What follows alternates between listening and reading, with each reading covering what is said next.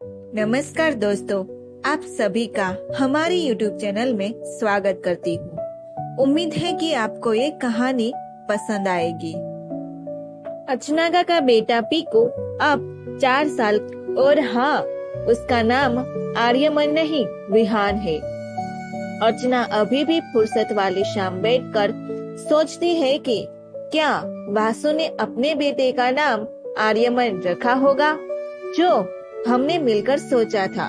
उसकी वाइफ का क्या नाम होगा? अर्चना के मन में वासु अब केवल एक सुखद याद है। उस वक्त यदि बाबा ने मुझे वासु से शादी करने पर आत्महत्या की धमकी दी होती तो मैं भी वासु को छोड़ देती। ईश्वर जाने उसके घर पर क्या हुआ था उस दिन। क्या मालूम वो इसीलिए आखिरी बार नहीं मिला कि बड़े बड़े वादों के बाद अब किस मुंह से बताऊं। कौन जाने मुझसे ज्यादा दुख उसको हुआ को। वो सवाल अब मायने खो चुके थे। जैसे वासु उस दिन तुम्हारे घर पर क्या हुआ था, आखिरी फोन क्यों नहीं किया था, बताया क्यों नहीं था मुझे। आज लंबे समय बाद वासु का ख्याल आया और गहरी सांस ले अर्चना ने पास खेल रहे पीकू की नर्म बाहु को चूम लिया। तिवारी संदन में बाबा के जाने के इतने सालों बाद संजय ने एक प्राइवेट कंपनी में असिस्टेंट इंजीनियर की नौकरी ज्वाइन कर ली। प्रेमा एमए करने के बाद प्राइवेट स्कूल में पढ़ा रही है। माँ का पूरा दिन घर के कामकाज और पूजा पाठ में निकल जाता है। उस दिन माँ ने तनिका को फोन पर दबी जुबान में बताया, संजय ऑफिस का फोन है बोलकर पूरी रात किसी लड़की से बात करता रहता है। भगवान जाने कौन जात है। एक बार प्रेमा की शादी हो जाए, लड़के वाले 7 पुस्तक की पतासाजी करते हैं। तेरे बाबा तो अब रहे नहीं, संजय को टोकने, अपनी मर्जी का मालिक है वो। तनिका ने समझाया, टेंशन मत लो, वो ऐसा कुछ नहीं करेगा। लेकिन माँ, प्रेमा के लिए रिश्ता कैसे मिलेगा? बाबा के जाने के बाद संजय का बिरादरी में तो कहीं उठना बैठना है नहीं। आप उसको बोलो कि प्रेमा के लिए न्यूज़पेपर के मैट्रिमोनियल कॉलम में ऐड दे। माँ को जिसका डर था वही हुआ। संजय ने गैर जाति की लड़की शालिनी से शादी करने का ऐलान कर दिया। संजय प्रेमा की शादी तक इंतजार नहीं कर सकता था, क्योंकि शालिनी के घर वाले उसकी शादी कहीं और तय कर रहे थे। माँ की दुख का ठिकाना न था। उसे लगता था कि बाबा के बाद वो प्रेमा और संजय की जिम्मेदारी नहीं संभाल सकी। प्रेमा के लिए एक ढंग का रिश्ता नहीं ढूंढ पाई। दोनों दामाद अतुल और अरुण ने फोन पर घंटों माँ को समझाया कि आज की पीढ़ी जात पात नहीं मानती। प्रेमा के लिए लड़का मिल जाएगा। ब्राह्मण लड़की बहू बनेगी तो क्या गारंटी कि आपके संग अच्छे से रहेगी। संजय और शालिनी एक दूसरे से प्यार करते हैं, ये बड़ी बात है। माँ अपना एकाकीपन किससे साझा करें। तनिका बच्चेदानी के निष्कासन के बाद संजय के जीवन से निष्कासन झेलते झेलते जिसे मायके से बेजार हो गई थी। संजय हर पल उसे छोड़ने की जमीन तैयार करता दिख रहा था। तिवारी संदन में संजय का शालिनी से शादी के लिए क्रूर दबाव और प्रेमा की शादी की पहाड़ सी चिंता में पिसती माँ के पास तनिका के लिए फिलहाल संवेदना की गुंजाइश न थी। संजय एक सप्ताह बाद आर्य समाज में शालिनी से शादी कर रहा है। माँ ने तीनों बेटियों को शादी में आने से मना कर दिया ताकि बिरादरी में संदेश जाए कि सब राजी खुशी नहीं हुआ है। तीनों बहनों को संजय की शादी से ऐतराज न था, लेकिन माँ का मान रखने कोई नहीं आया। संजय अपने कुछ दोस्तों के साथ आर्य समाज में शादी कर अपने एक दोस्त की कार में शालिनी की तिवारी संदन ले आया। शालिनी तिवारी संदन में प्रवेश के बाद माँ और प्रेमा के दिल जीतने का कोई प्रयास नहीं किया। वैसे भी जब घर संजय चला रहा है तो उसे इसकी जरूरत भी नहीं लगी। प्रेमा सुबह स्कूल निकल जाती और लौटने के बाद देर तक छात्रों की कॉपियां चेक करती रहती। माँ टीवी पर धार्मिक सीरियल देखकर वक्त गुजारती। धनंजय के ऑफिस जाने के बाद शालिनी पूरा दिन अपने कमरे में रहती। शालिनी के मायके में भाई को छोड़कर बाकी घर वाले शादी के खिलाफ थे, इसीलिए 6 माह बीतने के बाद भी एक ही शहर में रहते हुए वो मायके नहीं गई थी। भतीजे के जन्मोत्सव का न्योता मिलने से मायके का रास्ता खुला। शालिनी ने अपनी शादी की सालगिरह पर झिझकते हुए धनंजय से कहा, मुझे भैया भाभी को डिनर पर बुलाना है। माँ और प्रेमा दीदी की वजह से और फील होता है। माँ को समझ नहीं आता कि बहू की सहेलियां या परिचित आए हैं तो जरा देर बात करके सामने से हट जाए। मुझे भी अपने लोगों के साथ प्राइवेसी चाहिए। इतनी समझदारी तो होनी चाहिए। यदि सहेलियों को ड्राइंग रूम से उठाकर अपने बेडरूम में ले आओ तो प्रेमा दीदी का मुंह फूल जाता है। उनको लगता है कि सहेलियों को बेडरूम तक घुसा रही है। अरे, मुझे ड्राइंग रूम में स्पेस दोगे तो बेडरूम में क्यों ले जाओगी? प्रेमा दीदी की सभी सहेलियों की शादी हो गई है। इसका मतलब ये तो नहीं है कि हर समय मेरी फ्रेंड्स के बीच बैठ जाए। दोनों घर की मालकिन है, इसीलिए ड्राइंग रूम में इनके मेहमान बैठेंगे। माँ अपने पति का घर समझती है और प्रेमा दीदी पिता का। मैं फिर इस घर में क्यों हूँ? प्रेमा दीदी स्कूल से आई नहीं कि दोनों माँ बेटी की खुसर पुसर शुरू। मैं सामने रहूं तो प्रेमा दीदी इशारों से माँ को चुप रहने कहती। माँ फोन पर भी तीनों दीदी से मेरी चुगली करती है। उस दिन बोल रही थी कि शालिनी सहेलियों से लंबी लंबी बात कर फोन का बिल बढ़ाती है। धनंजय से साड़ी खरीदवा कर मायके से मिली बताती है। मैं चाहती तो पलट कर बोल देती कि आपकी बेटियों के लिए फोन पर उज्जैन, मेरठ, नागपुर के एसिडिटी बिल कौन बनाता है। प्रेमा दीदी को बोलते सुना कि धनंजय ने रक्षाबंधन पर आज तक वैसी साड़ी नहीं दी जैसी शालिनी को दिवाली पर दी। उन्हें अक्ल नहीं है क्या कि मैं उनसे छोटी हूँ? अब उनकी शादी नहीं हुई तो छोटी ही बनी रहेगी क्या? भाई की शादी होने के बाद हकदारी जरा कम करो तो रिस्पेक्ट बनी रहती है। श्रद्धा दीदी का फोन आया था तो माँ मुझे सुनाने जोर जोर से बोल रही थी कि प्रेमा के स्कूल का टिफिन बनाने मुझे अपना पूजा पाठ बीच में छोड़ना पड़ता है। असल में माँ के हिसाब से प्रेमा दीदी का टिफिन मुझे बनाना चाहिए। अपनी लड़की का टिफिन बनाती है, मुझ पर एहसान नहीं करती। माँ ने मुझे तो कभी 2 रोटियां बनाकर नहीं खिलाई। माँ आपको और मुझे साथ देकर चिट्ठी है। उन्हें लगता है कि हर जगह प्रेमा दीदी को अपने साथ घुमाने क्यों नहीं ले जाते। मैंने इशारों में समझाने की कोशिश की, पर माँ कपल पिकनिक पर इनके सभी दोस्त और उनकी वाइफ है तो बोलने लगी कि अरे, अखिलेश तो धनंजय को दोस्त मानने न माने, लेकिन प्रेमा को सगी बहन से ज्यादा मानता है। मतलब प्रेमा दीदी को कपल पिकनिक में भी संग लटका कर ले जाओ। अब उनकी बेटी की शादी नहीं लग रही तो इसमें मेरा क्या दोष? मैं तो खुद ही चाहती हूँ कि उनकी शादी हो तो मुझे ये घर अपना लगे। ऑफिस से थक कर आने के बाद हर दिन ऐसी शिकायतों से धनंजय का पारा चढ़ने लगा। तुम अपने कमरे में रहा करो, मैं यहाँ कमरे में फोन का दूसरा कनेक्शन लगवा देता हूँ, लेकिन तुम्हारे हाथ जोड़ता हूँ, रोज की चक चक मत सुनाया करो। तो टेंशन रहती है मुझे ऑफिस की। प्रेमा अब 29 की हो चुकी थी। उसका अधिकांश समय धनंजय और शालिनी के 4 साल के बेटे चिकू से साथ गुजरता है। लोगों ने अब माँ से पूछना छोड़ दिया कि प्रेमा की बात कहीं चल रही है क्या। तिवारी संदन में अब 2 दुनिया है। एक दुनिया धनंजय, शालिनी और चिकू की और दूसरी माँ और प्रेमा की।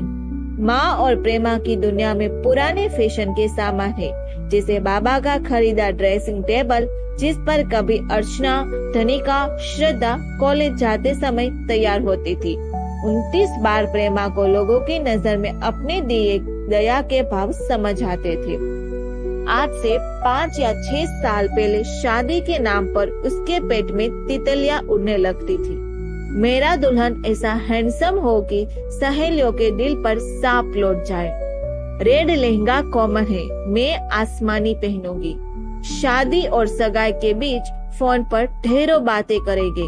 वो मेरी तारीफ करेगा, गिफ्ट और ग्रीटिंग पोस्ट करेगा।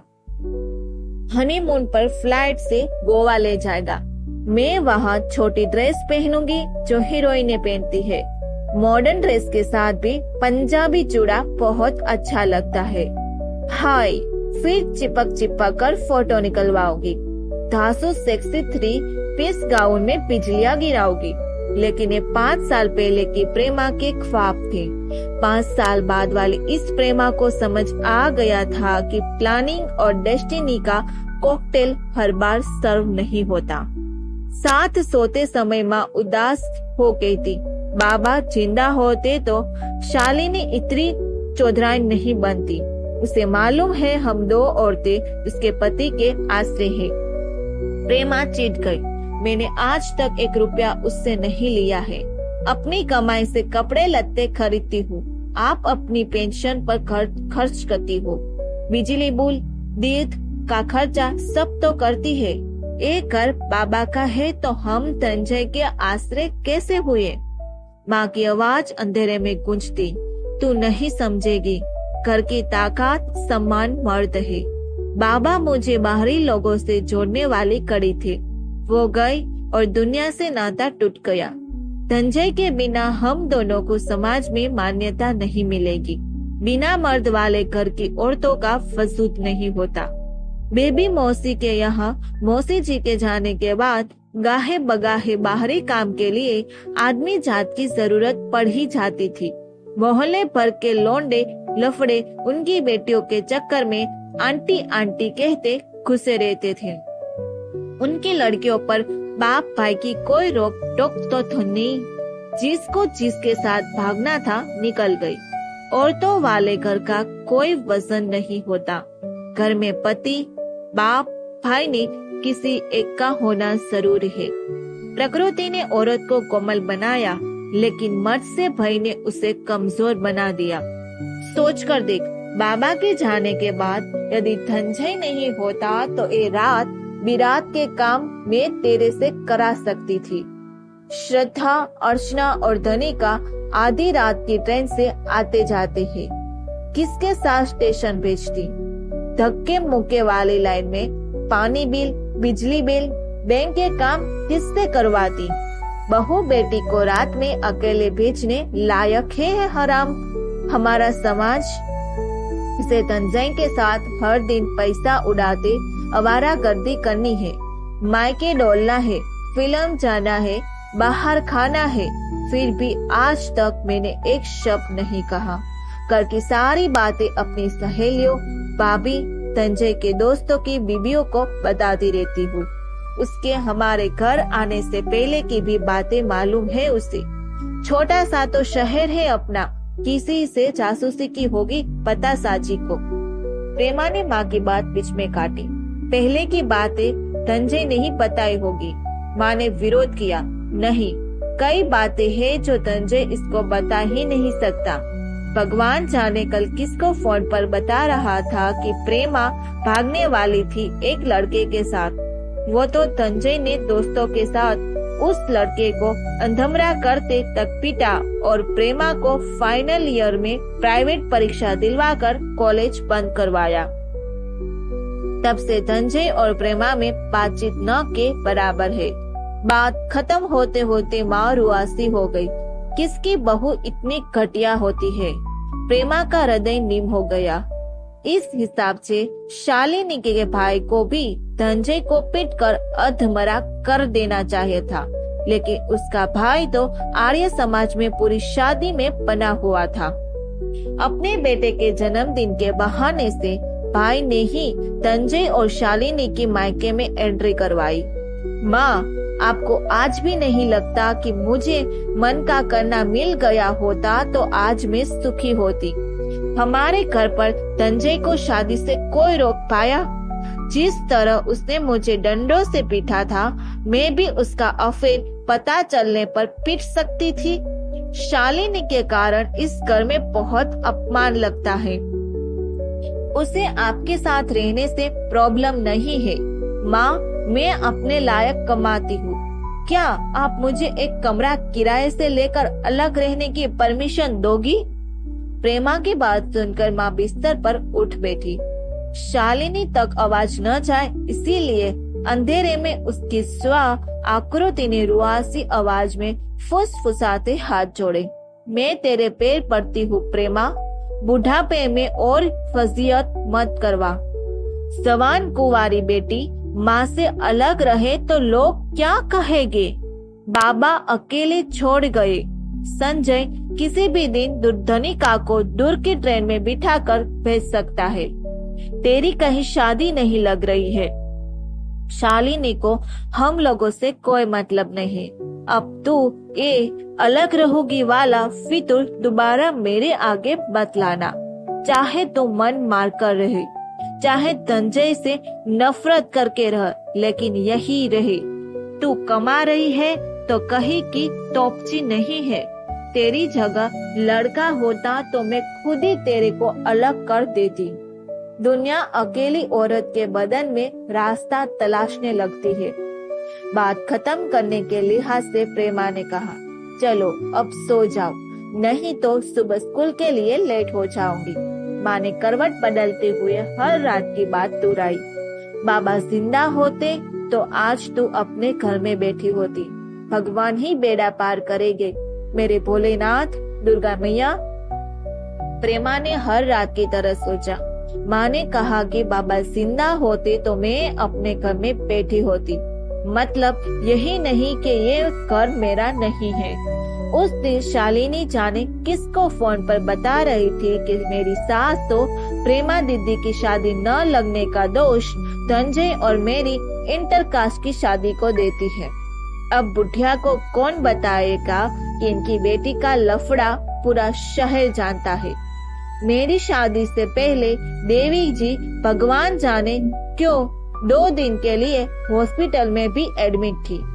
किया होगा कुछ कांड। इनकी एक सहेली ने तो सुसाइड कर लिया था। उसके लवर ने उसकी इंटीमेट पिक्स खींचकर ब्लैकमेल किया था। मेरी सास अपनी बेटी की शादी न होने का दोष इनके और मेरे सर डालती है। किसी दिन मेरा मुंह खुल जाएगा कि मैं जानती हूँ शादी क्यों नहीं हो रही है। प्रेमा दीदी 2 दिन के लिए हॉस्पिटलाइज क्यों थी? क्या रह जाएगा बताओ फिर। माँ की तरफ पीट करके लेटी प्रेमा की आंसू की लकीर कान तक बह गई। प्रेमा को अपने स्कूल स्टाफ की नजरों में सहानुभूति स्पष्ट दिखती। उस दिन स्टाफ रूम में सुमन ने मिठाई का डब्बा झिझकते हुए बढ़ाया। प्रेमा दीदी, मेरी सगाई हो गई। इस पर अरे वाह बधाई कहते हुए मिठाई का एक टुकड़ा तो उठा लिया, लेकिन पास ही बैठे देवगन सर और गिरी सर के चेहरे के भाव देख लगा जैसे वो अनुमान लगा रहे थे कि प्रेमा को दुख तो जरूर हो रहा है। प्रेमा के साथ टिफिन खाने वाली सुमन अपने होने वाले पति और ससुराल की चर्चा हर टेबल पर जाकर कर रही थी, लेकिन प्रेमा से इस विषय पर एहतियात बरत रही थी। सुमन को संकोच था कि शायद प्रेमा दीदी को अपमान महसूस हो कि इतनी उम्र होने के बाद भी उनकी शादी नहीं हुई, इसीलिए किसी कमत्री के लिए लोगों द्वारा मिली अतिरिक्त संवेदनशीलता का प्रदर्शन उस हिंसा से भी ज्यादा अपमानित करता है। इस अनावश्यक हमदर्दी ने प्रेमा के भीतर कुट्ठा भर दी थी। शादी की अनिवार्यता की शर्त पूरी न कर पाने के दबाव और दहेज की वजह से मिले अनगणित रिजेक्शन के चुभन में वो खुद को बदसूरत भी महसूस करने लगी थी। उसकी सभी सहेलियों की शादी हो चुकी है। पास पड़ोस में अपने से छोटी उम्र की लड़कियों को शादी में तो वो बहाने करके नहीं गई। उस दिन छुटकी बुआ का बेटा प्रशांत फोन पर अपनी शादी में आने की जिद करने लगा। अरे प्रेमा दी, आप नहीं आओगी तो मैं घोड़ी नहीं चढ़ूंगा। प्रेमा के अस्थिर मन को लगा जैसे जानबूझकर उसका मजाक उड़ाने बुला रहा है। प्रशांत से फोन ले चुटकी बुआ ने ताना दिया। पहले सोचा था कि तुम्हारी शादी के बाद प्रशांत की करेंगे, लेकिन कब तक इंतजार करें। शादी ब्याह बाल बच्चे सही समय पर हो जाए तो ठीक रहता है। आजकल तो लोग बाग बुढ़ोती में बच्चा कर रहे। चर लड़कियां दुल्हन बनी सुंदर भी नहीं लगती। चुटकी बुआ के चलाए तीर प्रेमा खूब समझ रही थी। बुआ, तुम्हें सब लड़कियों के सर्टिफिकेट बांटती हो क्या? चुटकी बुआ को समझ न आया। क्या सर्टिफिकेट? यही कि किस लड़की को बुढ़िया और चरेर मानेंगे। प्रशांत को सुना था एक लड़की के रिश्ते को एक्सपायरी डेट लड़की कहते हैं। शहर भर की लड़कियों के लिए विभाग खोल लो, दोनों माँ बेटे, और डिक्लेयर करो किस किस को लड़का नहीं मिलेगा, किस लड़की के चेहरे का पानी चला गया, किसके रूप में लुनाई नहीं है। आपकी बताई उम्र के गिरते लड़की को किसी आदमी के बिस्तर में आकर उसके बच्चे पैदा कर देना चाहिए, तभी उसका जन्म सार्थक है ना। बुआ को और प्रेमा को आश्चर्य समझ आया। बाबा रे, बेशरम छोकरी, अच्छा हुआ तो किसी के घर की बहू नहीं बनी। ऐसी लड़की किसके घर टिकेगी। प्रेमा के भीतर लंबे समय से जमा जहर विस्फोट कर रहा था। बुआ, मैं तो सोच रही थी कि आपकी घर आने वाली बहू की इतनी घटिया सोच वाली सास के साथ कैसे निभेगी। चुटकी बुआ का पारा चढ़ने लगा। तेरी जैसी बहू आई तो प्रशांत 2 डंडे लगाकर घर से बाहर करेगा। बुआ, मेरे जैसी आई तो प्रशांत को डंडे देकर घर छोड़ोगी। मेरी जैसी पढ़ी लिखी होगी तो कुवत होगी अपना जीवन चलाने की। मजबूरी में आपके घर डंडे खाकर नहीं पड़ी रहेगी। आपके जैसे अपने पति के बटुए से रुपए चोरी नहीं करेगी। संजय दूसरे कमरे से प्रेमा को बहस करता सुन रहा था, लेकिन उसने उसे रोका नहीं। उसे प्रेमा से खूबसूरत रिश्ते को अपने लड़पन में जोश में तबाह कर उसकी जिंदगी से खेलने की गलती समझ आ रही है। हालांकि अब बहुत देर हो चुकी है। बुआ को खरी खरी सुनाकर प्रेमा फोन रखते ही खिन्नता से भरी छत पर चली गई। 2 घंटे बाद माँ ने चीकू को छत पर भेजा प्रेम को नीचे आने कहलवाने। बाबा के जाने के बाद भी तिवारी संतन की दीवारें पुरानी थी, लेकिन माँ, बाबा और 5 बच्चों वाला वो घर नहीं था ये। अब यहाँ नए चेहरे, संजय के दोस्त, उनकी पत्नियां, शालिनी के मायके लोग, उसकी चहेलिया, चीकू के प्ले ग्रुप के दोस्तों की मम्मियां, घर में आने जाने वाले मेहमान हैं। माँ गठरी बनी दिन पर संस्कार चैनल पर प्रवचन सुनती। घर के हॉल में टीवी और डाइनिंग टेबल दोनों होने के चलते माँ की उपस्थिति से शालिनी अपने मेहमानों के साथ सहज नहीं हो पाती। संजय ने हॉल से टीवी हटाकर माँ के कमरे में रख दिया। स्कूल से घर लौटने पर प्रेमा ने संजय से पूछा, तूने टीवी भीतर कमरे में क्यों रख दिया? संजय ने खाते खाते हुए बिना सर उठाए जवाब दिया, माँ को वहाँ लेटकर अच्छे से देखते बनेगा। माँ को भी समझ आ रहा था कि उसे एक कमरे तक सीमित करने का उपाय है। संजय ने शालिनी और चिकू के लिए नवा टीवी उनके बेडरूम में रखवा दिया। चिकू की वजह से उनके कमरे में हमेशा टीवी के कार्टून किरदारों की आवाजें बाहर सुनाई पड़ती रहती है। प्रेमा को अब इस घर में घुटन होती, क्योंकि ये संजय और शालिनी का लगने लगा था। अपनी शादी को लेकर बेचारी समझ जाने से त्रस्त हो। उसे लगता था कि बस मेरी मांग में किसी भी तरह से सिंदूर लग जाए तो सर उठाकर जीने लायक सम्मान पा सक, या फिर यदि शादी नहीं हो रही है तो मेरा जीवन इतना स्वतंत्र हो कि इस शहर को छोड़कर अकेली रह सकूं। मैं एक खूबसूरत दुनिया घूमना चाहती हूँ। पहाड़ों की सबसे ऊंची चोटी पर जाकर ठंडी हवा सांसों में भरना चाहती हूँ। चांदनी रात में नदी किनारे की ठंडी रेत पर रात गुजारना चाहती हूँ। भरपूर यात्राएं करते हुए उम्र गुजारना चाहती हूँ। प्रेमा की कही बात बनी क्या? जैसे वाहियात सवालों से दूर की एक दुनिया में जीवन गुजारना चाहती हूँ। माँ के लिए ये घर बाबा थे और धनंजय उनकी संतान, सो उन्हें यहाँ समस्या न थी। प्रेमा माँ जितनी उदार नहीं हो सकती, लाजमी भी है वो धनंजय की माँ नहीं है। माँ चीकू के सिरहाने बैठती तो उसके बालों में लगातार हाथ फेरती और पैर के पास आकर बैठती तो बूढ़े हाथों से पैर दबाते दुलार में लथपथ रहती। अब इन छोटे छोटे पैरों को कितना लंबा सफर तय करना है। पूजा घर में घंटी की टुन टुन शंकरपुर गौरम करुणावतारम गाती हुई दिया जलाती। अक्सर शाम को बाहर बने चौरे में चुप बैठ आते जाते लोगों की निर्विकार ताकती।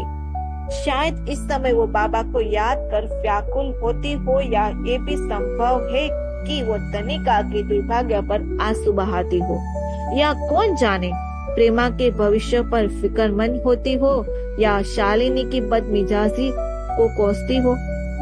सांझ का सूरज पश्चिम में डूबता है या माँ की ढलती आंखों में, समझना मुश्किल है। ऑफिस में साथ के लोगों का प्रमोशन होने से परेशान धनंजय कंपनी बदलने के लिए नया काम सीख रहा था। देर रात तक बॉस के ढेरों काम निपटाने के बाद घर लौटने पर माँ ने उसे बताया, आज धनिका का फोन आया था। बता रही थी कि संजय अपनी चचेरी बहन की शादी में उसको नहीं ले गया। पत्नी को संग ले जाने में उसको शर्म आती है। धनिका बहुत रो रही थी। धनंजय के ऑफिस से लौटने पर माँ जरा देर इसे साथ बिठाना चाहती और शालिनी कमरे में इंतजार कर रही होती। इस बीच चीकू बार बार धनंजय को बुलाने आता, पापा चलो मेरे साथ कमरे में बॉक्स छोड़ने वाला खेल खेल लें। धनंजय जबरदस्ती खींचे निपोड़ता, किसी तरह उठने का जतन करता। चलो माँ आराम करता हूँ, बहुत थक गया हूँ। माँ प्रेमा पर पड़कर कहती, हाँ हाँ जा आराम कर ले, सुबह से निकला था। धनंजय ने उठकर जाते ही प्रेमा से फुसफुसाया, चीकू को शालिनी भेज रही थी। धनंजय हमारे साथ बैठता है तो उससे देखा नहीं जाता। प्रेमा हमेशा एकाधिकार के लिए संकष्ट रहता था। शालिनी धनंजय को अपने पास बुलाकर शक्ति प्रदर्शन करना चाहती थी। खुद को महत्वपूर्ण साबित करने की चाह मानव का सहज स्वभाव है। माँ हर नए साल में बाबूलाल पंचक के पन्ने पलटती, राशिफल निकलवा कर प्रेमा के विवाह की संभावना पड़ती। प्रेमा को कितने ही मंदिरों में माथा टिकवा चुकी, अनगिनत पंडितों की कुंडली दिखा चुकी। अक्सर संकल्प करके थाल में पंडित के लिए चावल, गेहूं, गुड़ का सीधा दान करवाती। जिस तरह आंगन में चहलकदमी करते अंधेरों को तुलसी का टिमटिमाता दीपक थाम लेता है, उसी तरह प्रेमा की शादी के निराश तमस को नए नए टोटकों की रोशनी दूर करती। हर नए उपाय को वो पूरे उत्साह से करती। प्रेमा सुन बेटा, दीक्षित आंटी ने कहा है कि हर सोमवार शिवलिंग पर गन्ने के रस से अभिषेक करना है। वन्ना ने यही अभिषेक किया था, देखा है ना। वन्ना के यहाँ के दामाद को बाप की अड़िया घिस गई थी लड़का ढूंढते ढूंढते। छोटी लड़की भाग गई थी किसी सरदार के साथ, इसीलिए वन्ना की शादी नहीं हो पा रही थी। आंटी तो उम्मीद छोड़ चुकी थी, लेकिन भोलेनाथ की कृपा से चौथा सोमटवा निपटवा और ये रिश्ता पता चल गया। गन्ने के रस से अभिषेक से भी भोलेनाथ प्रेमा पर नहीं पिसे थे। स्कूल कॉरिडोर में चलते समय महसूस होता जैसे पूरी दुनिया में बिल्कुल अकेली हूँ। प्रिंसिपल सर अविवाहित युवती को बोर्ड वाली कक्षा की क्लास टीचर जैसी जिम्मेदारी देने के पक्ष में नहीं थे, क्योंकि शादी लगने पर वह सिलेबस उधर में छोड़कर चली जाती है। आज मीटिंग में उन्होंने प्रेमा को संबोधित किया, प्रेमा तिवारी मैम आप 10th B की क्लास टीचर होगी। प्रेमा ने यह सर कहकर सर हिला दिया।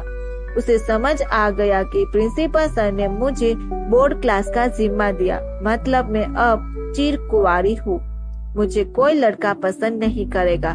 कमाल की ताकत ये है कि समाज की जिसने एक रूप वर्गीयता के अहंकार को ऐसा चोर किया कि वो लोगों का सामना करने में असहज थी और ऐसी व्याकुलता उसकी आत्मा को खोखला कर रही थी।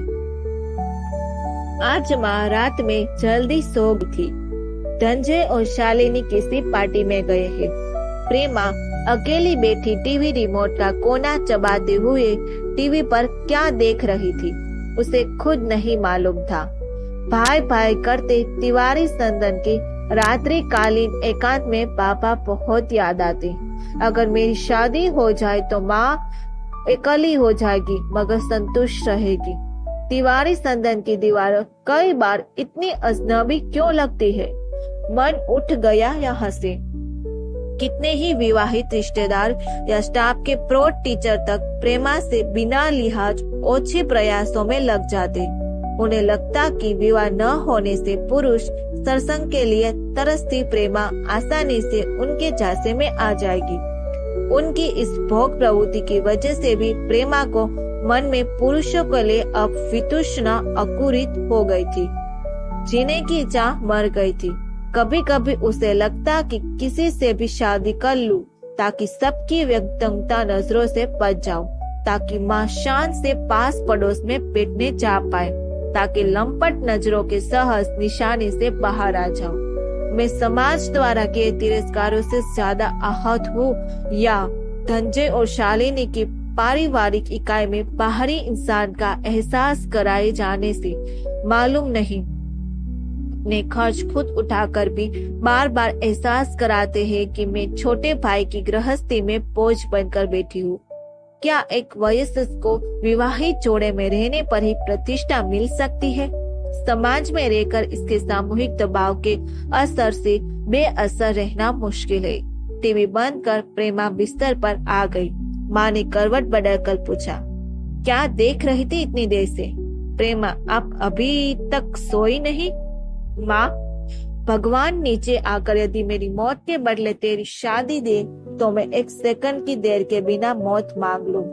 शालिनी और धनंजय ऐसे घूमते जाते हैं तो तुझे अकेला बैठ देख मेरा कलेजा फटता है।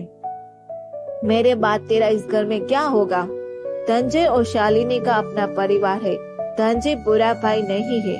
बेचारा बीबी के साथ हम लोगों को भी खुश रहने के फिर भी पीस रहा है। कम उम्र से बहनों की शादी निपटाने में बाबा के साथ जी जान से भिड़ा रहा। तुझे शिकायत होगी कि मैंने उसे शालिनी की शादी के लिए रोका क्यों नहीं। शालिनी भी किसी की बेटी है।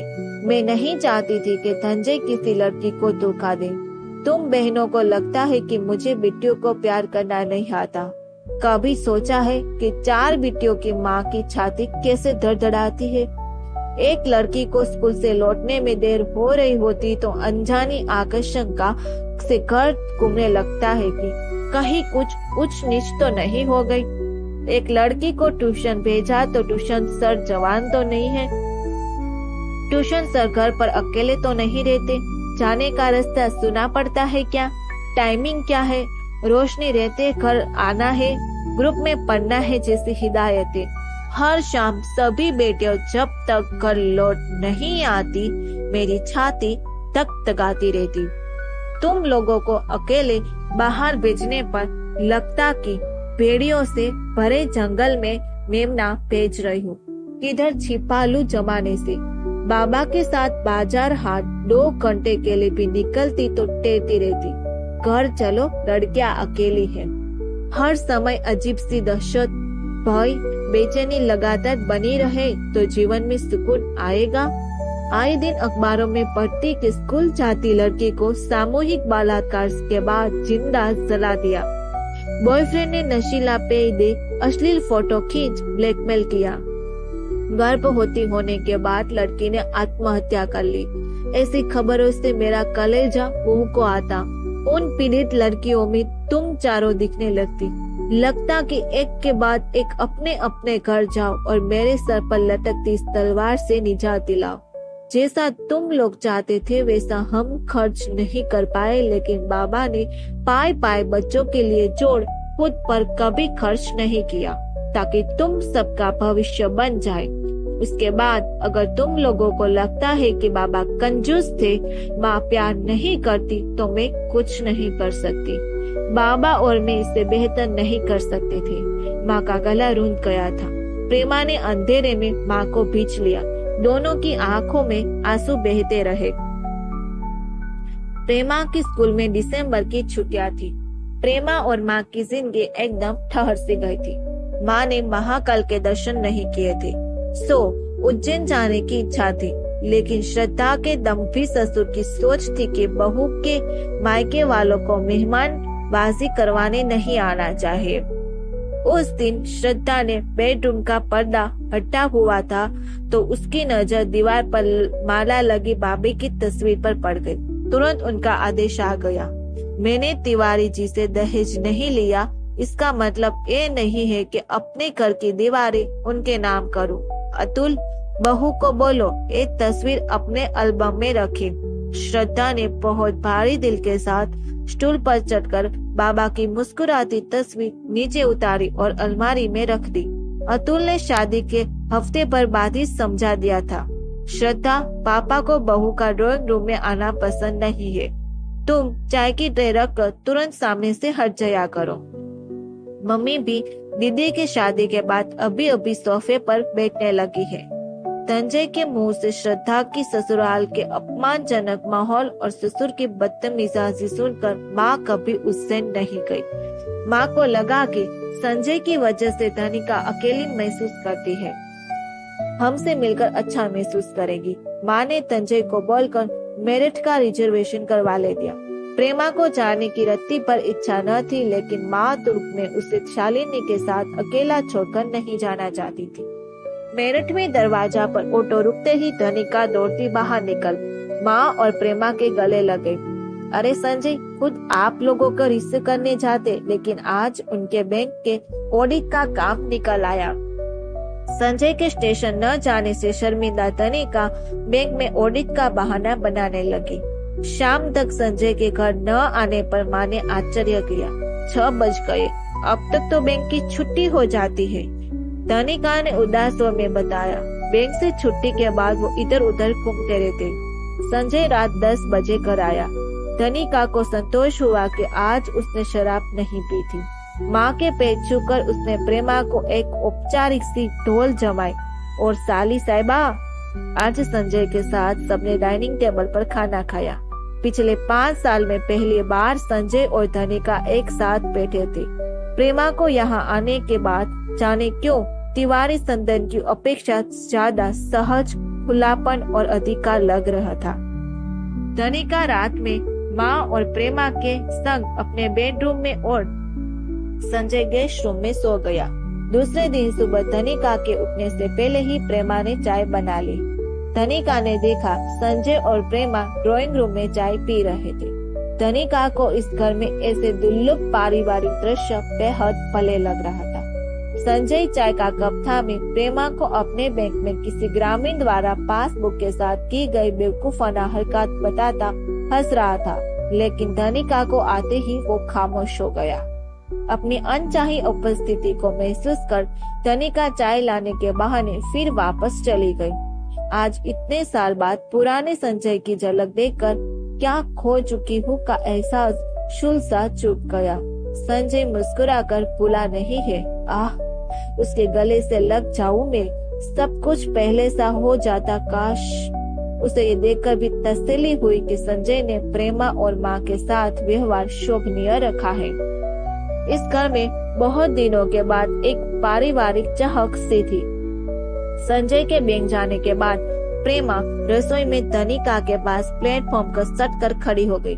धनिका को महसूस हुआ कि जैसे वो कुछ अप्रयासित बोलने से पहले हिचकती हुई शुरुआत का सिरा तलाश रही। धनिका ने खुद से बढ़कर नहीं पूछा कि तुम्हें क्या बोलना है। धनिका, दोपहर में संजय को टिफिन में देने के चक्कर में अक्सर सूखी सब्जी बनाती हूँ। आज रात में बढ़िया स्पाइसी ग्रेवी वाला कोफ्ता बनाऊंगी। प्रेमा, दीदी, जीजाजी ने कहा कि वो आज शाम मुझे बोले कि जाल घुमाने ले जाएंगे। बोल रहे थे मेरठ आने पर एक देखनी ही चाहिए। धनिका के भीतर कुछ भरभरा रहा था। ओह, उसे ख्याल ही नहीं आया कि संजय उसे कब बाहर घुमाने ले गया। प्रेमा क्या यही बताने से हिचक रही थी? अच्छी बात है, चली जाओ। दुर्ग में भी बाबा के जाने के बाद कौन इसे घुमा रहा है? वहाँ तंजय और शालीना के बीच गुस्साकत तो जा नहीं सकती। बहन से घर हक से जा पा रही। अरसे बाद आज शाम संजय बैंक के जल्दी लौटा। बिना ज्यादा बात किए हाथ मुंह धोकर चाय पीते हुआ माँ से बोला, माँ प्रेमा को बोले कि चाल घुमा देता हूँ आज। माँ ने हामी में सर हिला दिया। प्रेमा फटाफट नई ड्रेस पहनकर आंगन में निकल गई। तनिका को महसूस हुआ कि प्रेमा बाहर निकलते समय उससे आंख चुरा रही है। प्रेमा को मालूम नहीं था कि संजय और तनिका के बीच न बनने वाला फासला है। बावजूद इसके वो उस इंसान के साथ घूमने जा रही है जिसकी अवहेलना ने उसकी दीदी का जीवन नरक बना दिया है। तनिका सोफे पर बैठी बाहर सड़क पर प्रेमा और संजय को बाइक पर जाते देखती रही। तनिका माँ के साथ होने के बावजूद पहले से ज्यादा अकेली महसूस कर रही थी। संजय और प्रेमा को गए 3 घंटे से ज्यादा हो चुके थे। उजास शाम मटियारी होती होती सवला गई। माँ टीवी पर अपने पसंदीदा सीरियल का रिपीट टेलीकास्ट देख रही थी कि दीवार पर टंगी घड़ी देख चौंकी। तनिका 9 बज गए, ये लोग अभी तक नहीं आए। तनिका ने थाली में रोटी डालते हुए बात डाली। चलो हम खा लेते हैं, भूख लग रही है। बोले कि जाल दूर भी है यहाँ से। माँ और तनिका खा रहे थे तभी बाइक रुकने और गेट खुलने की आवाज आई। तनिका ने भावहीन कहा, आ गए ये लोग। माँ मेरी जान में जान आई। संजय भी जब कभी रात में लेट होता है तो मुझे बड़ी घबराहट होती है। प्रेमा ने कमरे में घुसते ही सफाई दी। बाइक पंक्चर हो गई थी इसीलिए लेट हो गई। तनिका को महसूस हुआ जैसे ये बाइक का पंक्चर होना कोरा झूठ है। तनिका आज रात भी माँ और प्रेमा के साथ ही सो रही थी, लेकिन कल की तरह उसने देर रात तक गप्पे नहीं की। इस बाइक पंक्चर वाले झूठ की वजह से तनिका और प्रेम के बीच अंधेरे में भी अविश्वास की एक स्पष्ट लकीर दिख रही थी।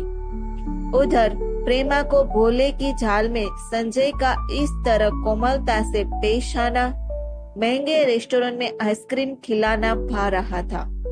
लंबे समय से मिल रही बेकदरी के बाद इस तरह दुलार महत्व मिलना बहुत भला लगा। हर नजर से मिलने वाला तिरस्कार के बाद संजय का इस तरह उसका ख्याल रखना जैसे रेगिस्तान में औचक सावन था। अनिकता की परिभाषा कौन तय करता है? कोई भी व्यक्ति सामाजिक व्यवस्थाओं का समर्थक तब तक होता है जब तक वो उसके पक्ष में हो। स्थापित नैतिक मान्यताओं के अपनी लालसा के आड़े आते ही उन्हें पिछड़ापन साबित करने की कोशिश करता है।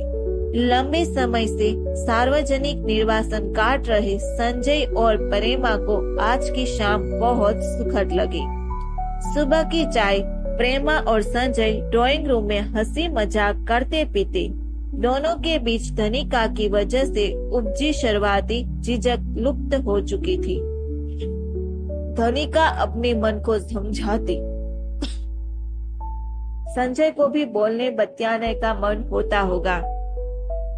मुझसे रिश्ता टूटने का मतलब ये नहीं है कि वो खुशियों से रिश्ता तोड़ दे, जीना छोड़ दे।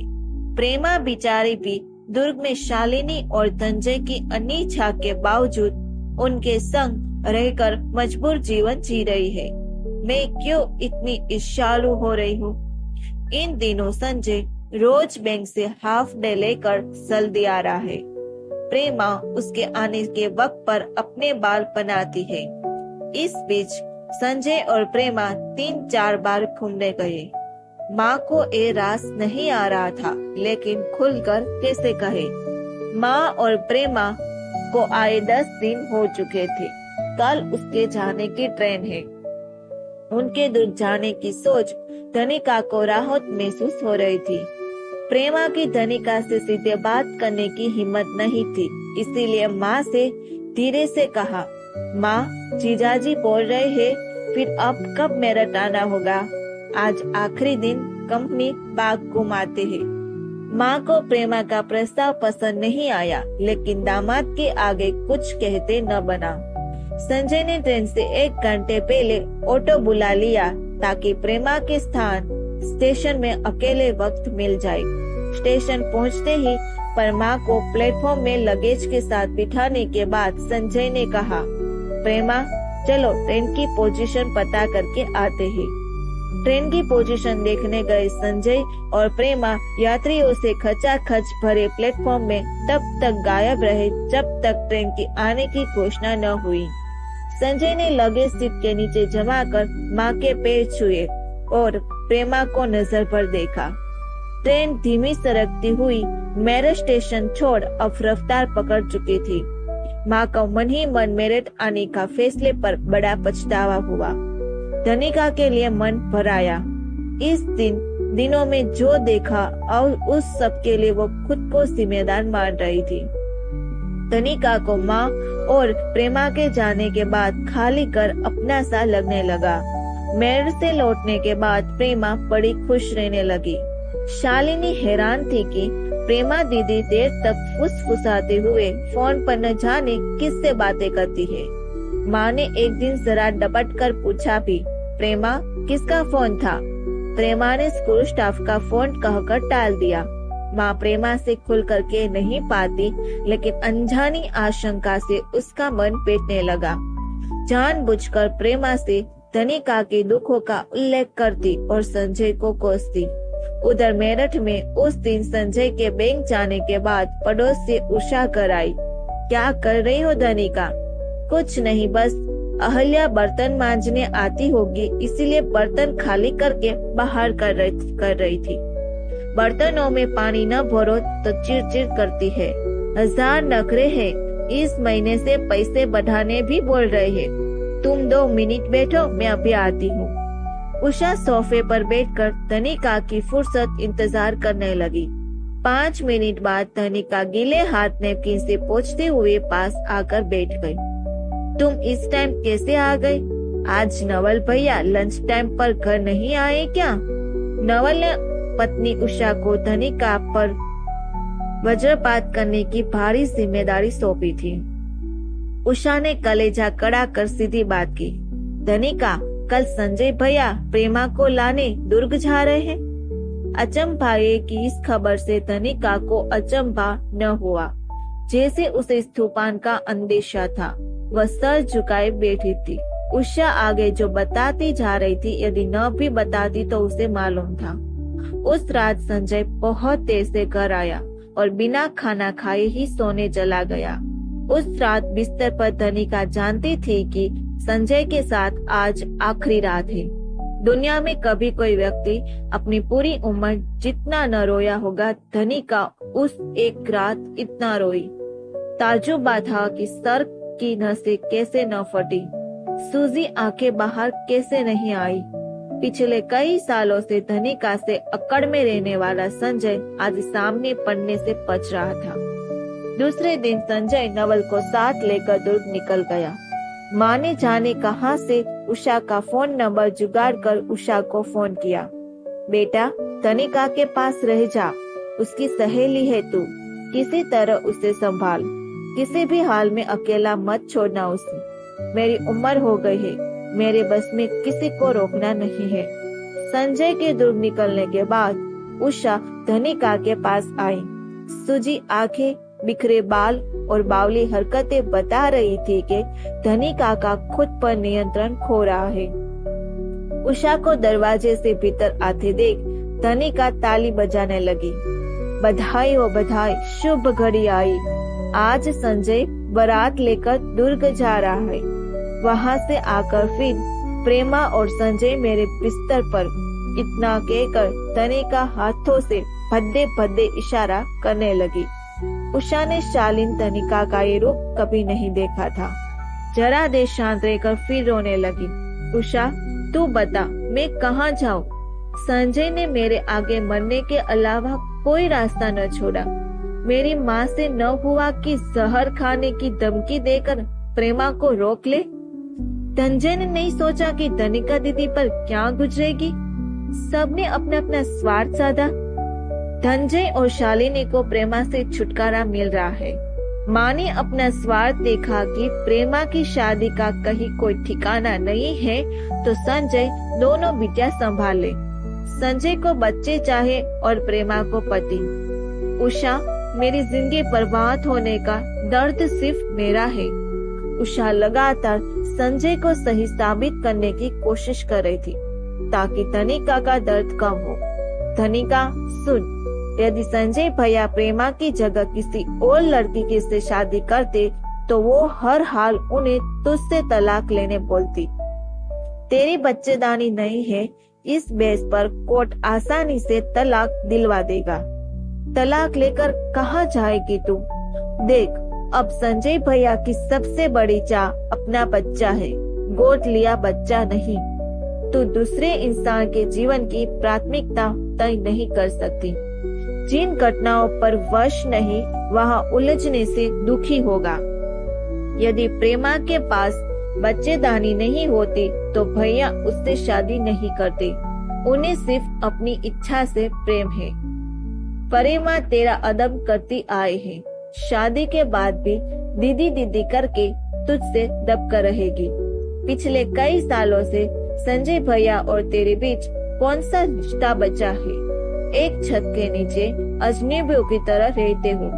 घर में बाल बच्चे हो जाएंगे तो तेरा भी मन लगा रहेगा। मन पक्का कर और खुद को इस दिखावे के रिश्ते से आजाद कर। तुम दोनों में से कोई एक तो अपनी जिंदगी जी ले। धनिका ने अपनी सुर्ख नमकीन नजर उषा पर टिका दी। अचंभा है, तू एक औरत होकर ऐसा कैसे बोल सकती है?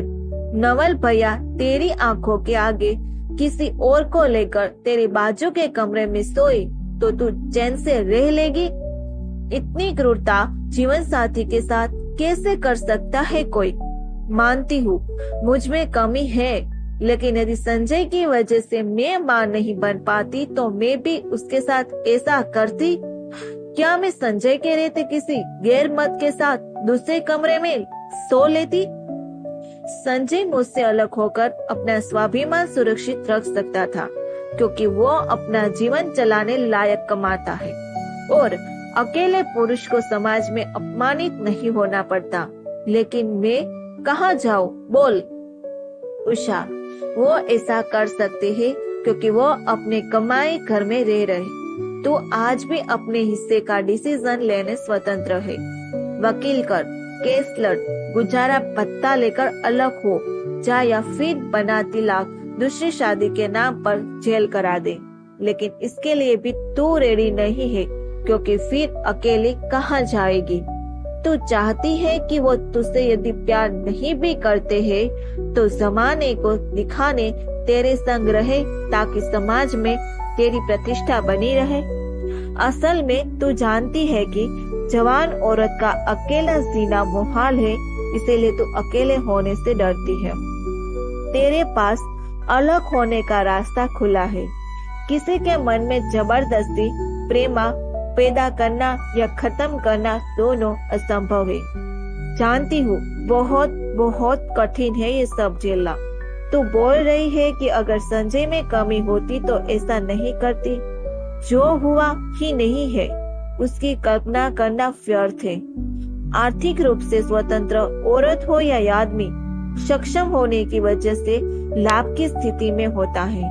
संजय भैया के कारण औलाद नहीं हो रही होती और माँ बनने की तेरी इच्छा प्रबल होती, तब अगर तेरे पास कोई वैकल्पिक संभावना होती तो शायद तू भी अपने हक का डिसीजन लेती। ऐसा होता तो क्या होता? वैसा होता तो कौन क्या करता? ये सोचना छोड़ दे। मेरा मकसद तेरा दिल दुखाना नहीं, सिर्फ समझाना है। अगर तू संजय भैया को इतना प्रेम करती है तो उनकी खुशी समझ। तुझे भी तो उनकी खुशी से ज्यादा प्यार अपनी प्रतिष्ठा से है। उषा की समझाइश बेमानी थी। धनिका पागलों की तरह तड़प तड़प कर बैठती, थोड़ी थोड़ी देर में सर दाएं बाएं घुमाती, नहीं नहीं बोलती, दीवार पर मुक्के मारती और दौड़कर खिड़की तक जाती। बदहवासी में गेट खोल बंद करती बाथरूम में बंद हो जाती। उषा लगातार उसका पीछा कर रही थी कि कहीं वो कोई गलत कदम न उठा ले। ये भाग यही खत्म होता है। आगे की स्टोरी सुनने के लिए हमारा अगला वीडियो का इंतजार करें। ऐसी कहानी सुनने के लिए इस चैनल को सब्सक्राइब, लाइक, कमेंट और अपने दोस्तों को शेयर जरूर करना। सुनने के लिए धन्यवाद।